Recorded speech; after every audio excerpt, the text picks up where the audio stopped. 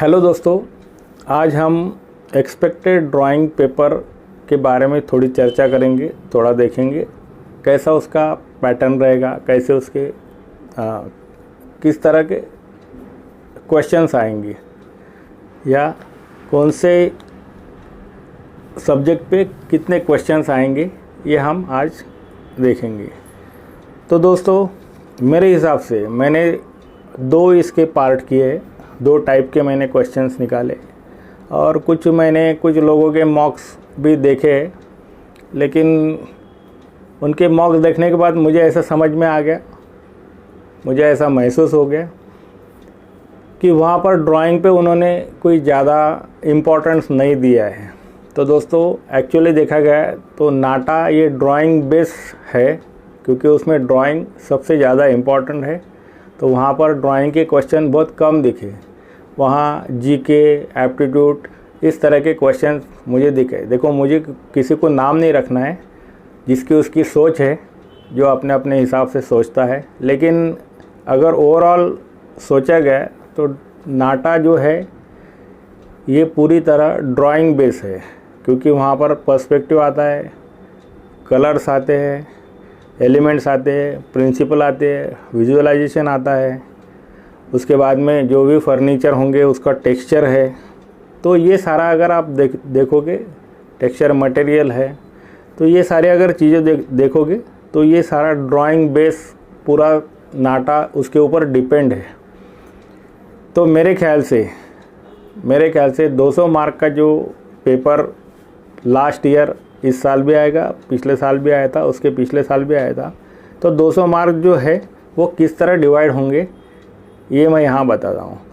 लेकिन मेरा सब्जेक्ट ऐसा है कि यहाँ पर मैं सिर्फ ड्राइंग के ऊपर ही बताने वाला हूँ, क्योंकि एप्टीट्यूड और जो जनरल जीके जो है तो वो कुछ मैथ्स और फिजिक्स ये कुछ मैं बताने वाला नहीं हूँ। मैं सिर्फ ड्राइंग के ऊपर कैसे मार्क्स हो सकते हैं कैसे क्वेश्चंस आ सकते हैं, ये मैं आपको बताने वाला हूँ।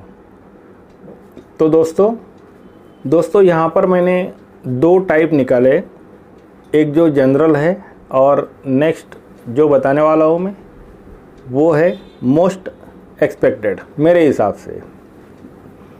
तो दोस्तों, पहला जो है ये जनरल रहेगा। यहाँ पर मैंने कुछ सब्जेक्ट ड्राइंग के निकाले, उसके ऊपर मार्क्स कैसे रहेंगे ये मैं सिर्फ बता रहा हूँ। अभी उसका कैलकुलेशन 1 2 3 इस हिसाब से मैं नहीं करूँगा, मैं जनरल हिसाब से उसके मार्क्स बताऊंगा।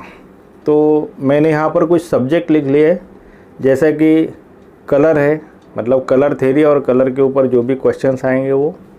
नेक्स्ट एलिमेंट्स ऑफ डिज़ाइन, उसके बाद में प्रिंसिपल ऑफ डिज़ाइन, उसके बाद में विजुअल परसेप्शन, कॉग्निटिव, उसके बाद में टेक्सचर मटेरियल, उसके बाद में इमेजिनरी एंड ग्राफिक डिज़ाइन और एस्थेटिक्स सेंस और पर्सपेक्टिव। तो ये सब्जेक्ट मैंने 1 2 3 4 के हिसाब से यहाँ पर लगाए हैं। तो यहाँ पर देखिएगा 1 2 3 4 5 6 7 8 और 9 टोटल सब्जेक्ट ड्राइंग में आते हैं। तो ये 9 सब्जेक्ट का मैंने जो डिवाइडेशन किया है वो इस तरह। तो ये जनरल है, ये हो सकता है, ऐसा मुझे लगता है। और नेक्स्ट जो मैं बताने वाला हूँ वो मुझे लगता है कि ये 100% होगा। जो मेरा एक्सपेक्टेशन है और गेसिंग है वो इस तरह रहेगा। जो नेक्स्ट रहेगा वो ये जनरल, मैं फ़िलहाल पहले जो है ये जनरल बता रहा हूँ। तो कलर के ऊपर 10 मार्क के क्वेश्चन आएंगे, तो उसका डिवाइडेशन कैसा भी हो सकता है वो हम बाद में सोचेंगे। नेक्स्ट एलिमेंट्स ऑफ डिज़ाइन जो है उसके ऊपर 5 मार्क के क्वेश्चन आएंगे। प्रिंसिपल ऑफ डिज़ाइन ये बहुत इम्पॉर्टेंट सब्जेक्ट है ड्राइंग का, सबसे ज़्यादा मार्क्स उसको रहेंगे, तो 30 मार्क्स उसके ऊपर आएंगे। नेक्स्ट जो है कॉग्निटिव, इसके ऊपर 5 मार्क्स आएंगे। उसके बाद में विजुअल पर्सपेक्शन जो है उसके ऊपर 15 मार्क्स आ सकते हैं, क्योंकि ये भी बहुत इम्पॉर्टेंट है। इसको ज़्यादा मार्क्स के क्वेश्चंस रहेंगे, 3 मार्क के कम से कम 2 क्वेश्चन यहाँ पर आ सकते हैं। ठीक है, नेक्स्ट देखते हैं टेक्सचर मटेरियल। इसके ऊपर 10 मार्क के क्वेश्चंस आएंगे। उसके बाद में इमेजिनरी और ग्राफिक डिज़ाइन, इसके ऊपर मेरे ख्याल से 9 मार्क्स के क्वेश्चन आएंगे। और एस्थेटिक सेंसिटिविटी, इसके ऊपर 11 मार्क्स के क्वेश्चन आएंगे। और लास्ट रह गया है वो पर्सपेक्टिव, उसके ऊपर आपको 5 मार्क तक क्वेश्चन आ सकते हैं। तो दोस्तों इसका अगर कैलकुलेशन किया तो ये 105 होता है। तो मेरे हिसाब से 105 मार्क्स का ड्राइंग आएगा और 95 मार्क्स जो बचे वो एप्टीट्यूड, जनरल अवेयरनेस, मैथ्स और फिजिक्स, ये जो सब्जेक्ट है इसके ऊपर 95 मार्क्स का आएगा। ये पहले इसमें मैं बता रहा हूँ, अभी नेक्स्ट जो है उसके बारे में मैं आपको बताता हूँ। तो दोस्तों नेक्स्ट जो पैटर्न मैंने यहाँ पर डिज़ाइन किया है, पेपर पैटर्न कि कैसे मार्क्स आएंगे, ये 125 का मेरे हिसाब से आना चाहिए। 125 मार्क्स का जो पेपर है ये मैंने यहाँ पर डिज़ाइन किया है। उसमें जो पहला है कलर, वो 15 मार्क्स का आएगा। पहले इसमें मैंने 10 मार्क्स बताए थे, ये 15 मार्क्स का। आप लगे तो लिख लो ये सारी चीज़ें। तो देखो गेस कहाँ तक आता है, हम लास्ट में देखेंगे पेपर आने के बाद। तो 125 मार्क का ये पेपर रहेगा। इसमें कलर जो है 15 मार्क्स के आएंगे। एलिमेंट्स ऑफ डिज़ाइन 10 मार्क्स का रहेगा। प्रिंसिपल ऑफ डिज़ाइन, जो मैंने पहले भी बताया कि ये बहुत ही इंपॉर्टेंट सब्जेक्ट है ड्राइंग के लिए, ड्राइंग थ्योरी। तो प्रिंसिपल ऑफ डिज़ाइन 35 मार्क्स यहाँ पर आएंगे। विजुअल परसेप्शन जो है ये 15 मार्क का रहेगा, 15 मार्क का। कॉग्निटिव जो है ये 10 मार्क्स का रहेगा। टेक्सचर एंड मटेरियल, मतलब टेक्सचर मटेरियल जो है ये भी 10 मार्क्स का रहेगा। उसके बाद में इमेजिनरी ग्राफिक जो है ये भी 10 मार्क्स का आएगा। और एस्थेटिक्स सेंसिटिविटी ये भी 10 मार्क्स का आएगा। और पर्सपेक्टिव है ये भी 10 मार्क्स का आएगा। तो यहाँ पर जो मैंने अभी जो बताया है ये एक्सपेक्टेड है मुझे कि इस तरह पेपर आना चाहिए, इस तरह मार्क्स डिवाइड होने चाहिए। तो दोस्तों ये सारा आपने देख लिया मैंने जो जो बताया। हाँ, एक बात यहाँ पर मैं बोलना चाहता हूँ कि कुछ लोगों ने मुझे कांटेक्ट किया, कोई ने सवाल पूछे कि सर आप क्लासेस लेते हो क्या। तो दोस्तों अभी क्लास मेरा ख़त्म होने को आया। मैंने पहले ही बताया था 7 तारीख तक, 8 तारीख तक मेरा क्लास है। एक दिन बढ़ सकता है। तो यहाँ पर जो भी मेरे स्टूडेंट है उनका मैंने ये सभी जितने मैंने लिए हैं इसके 1000 के ऊपर उनके क्वेश्चंस लिए हैं। अगर आपके कोई पहचान के होंगे तो आप उनसे पूछ सकते हो।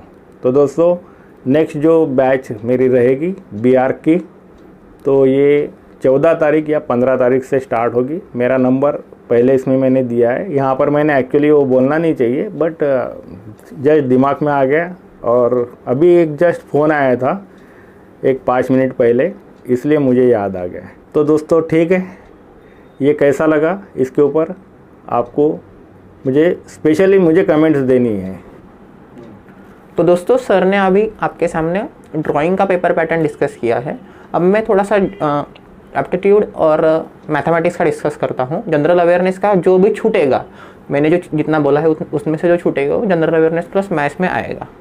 ठीक है, तो मुझे ऐसा लगता है, मेरा खुद का ऐसा मानना है कि जितने भी उन्होंने टॉपिक दिए हैं सिलेबस में, जितने भी टॉपिक लिए हैं like abstract reasoning, diagrammatical reasoning, inductive reasoning, verbal reasoning, situational judgement test, numerical reasoning, ये जो टॉपिक दिए हैं उसमें से बैलेंस क्वेश्चन आएंगे। लाइक 2 क्वेश्चन 3 क्वेश्चन इस तरीके से आएंगे।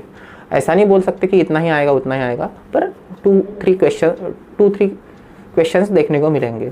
तो मुझे ऐसा लगता है कि एक 45 मार्क तक हमें एप्टीट्यूड देखने को मिलेगा।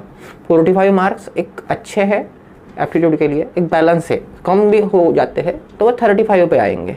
ठीक है, 35 के नीचे वो जा नहीं सकते, 35 के नीचे पॉसिबल नहीं है एप्टीट्यूड डालना, उससे ऊपर ही डालना पड़ेगा। पर 45 तक max to max 45, minimum 35 mark. Okay, पर अब मुझे क्वेश्चन आता है सर फिजिक्स का क्या करें। तो फिजिक्स के लिए ज़्यादा फोकस करने की ज़रूरत नहीं है, 5-6 मार्क के 5-6 क्वेश्चन के ऊपर आएंगे नहीं। उसके लिए अगर आप कुछ टेंशन लेके बाकी सब्जेक्ट गवा दोगे तो उसमें कोई मज़ा नहीं है। आपके लिए ड्राइंग बहुत है प्रिपेयर करने के लिए, तो उस पर आप ध्यान दो। दूसरा बात है इम्पॉर्टेंट कि जनरल अवेयरनेस में एक 35 क्वेश्चंस देखने को मिल सकते हैं। अगर पेपर पैटर्न थोड़ा सा सर ने जो फर्स्ट पैटर्न बताया था उस टाइप्स में अगर आता है तो 30 to 35 क्वेश्चन देखने को मिल सकते हैं जनरल अवेयरनेस के। तो जनरल अवेयरनेस के अगर 35 क्वेश्चन है तो थोड़ा टफ हो जाता है पेपर थोड़ा हेवी हो जाता है। जिसने दोनों तीनों बुक स्टडी की है, हमने जो रिकमेंड की है बुक, उसी से अगर आप स्टडी करते हो तो आपका जनरल अवेयरनेस मेरे ख्याल से हो जाता है अच्छे से। और बचता है करंट अफेयर्स। तो करंट अफेयर्स क्या करना है, तो देख लो कौन सा अवार्ड किस साल मिला है, किस साल कौन सा अवार्ड मिला है, किसको अवार्ड्स मिले हैं। इससे ऊपर जनरल करंट अफेयर्स पूछे नहीं जाते आर्किटेक्चर में, ठीक है। तो अवार्ड्स जो है, बेस्ट आर्किटेक्चर अवार्ड, बेस्ट किस बिल्डिंग को मिला है बेस्ट आर्किटेक्चर अवार्ड, ये 2-3 चीज़ें बस घूम फिर के चेक कर लो, आपका काम हो जाएगा। अब बात आती है एप्टीट्यूड का। मैं थोड़ा डीप में थोड़ा बोलता हूँ। तो एप्टीट्यूड का front view, top view, side view, surface count, इस पे हार्डली 1 या 2-3 क्वेश्चन के ऊपर नहीं देखने को मिलते हैं, ठीक है। ये BR जैसा नहीं रहता है कि वहाँ पे आपको 35 पूरे के पूरे उसी पे क्वेश्चन देखने को मिलेगा। यहाँ पे पूरा आएगा, like abstract reasoning, diagrammatical, inductive, पूरा का पूरा आपको देखने को मिलेगा। तो उसकी आप हो सके उतनी प्रैक्टिस कीजिए, क्योंकि डायग्रामेटिकल रीजनिंग का मेरे हिसाब से इंटरनेट पे भी मटेरियल अवेलेबल नहीं है। इंटरनेट पे भी आप अगर चेक करोगे मटेरियल तो आपको नहीं मिलेगा, सीधे लैंग्वेज में नहीं मिलता है।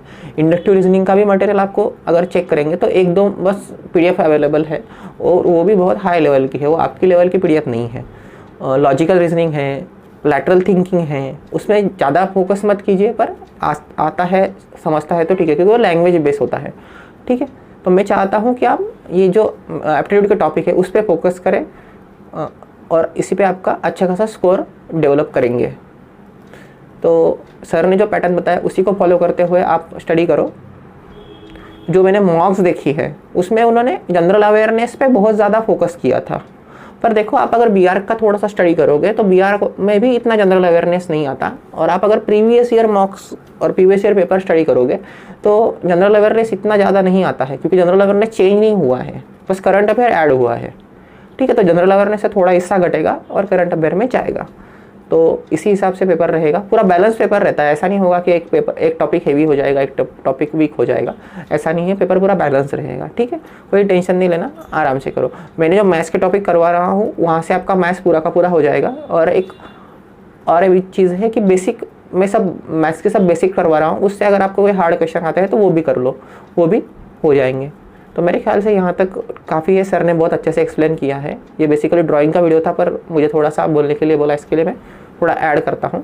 तो मेरे ख्याल से यहाँ तक काफ़ी है बात करना, और आप समझ गए होंगे पेपर पैटर्न क्या रहेगा। तो मिलते हैं नेक्स्ट टाइम, बाय बाय।